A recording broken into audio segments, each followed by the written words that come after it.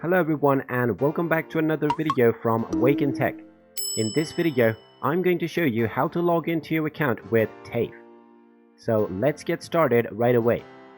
First of all, just go ahead and open up your web browser, and then in the address bar, just type in tafensw.edu.au and press enter.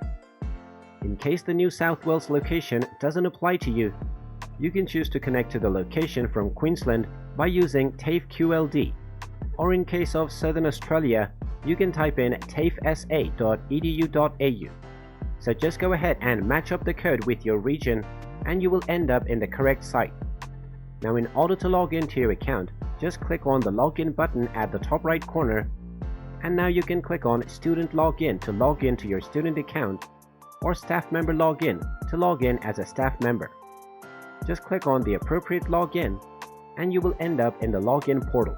Now just go ahead and type in your user ID followed by your password, and then click on the login button and you will be logged into your account with TAFE.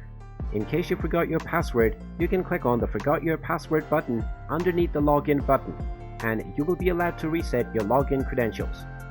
And there you have it.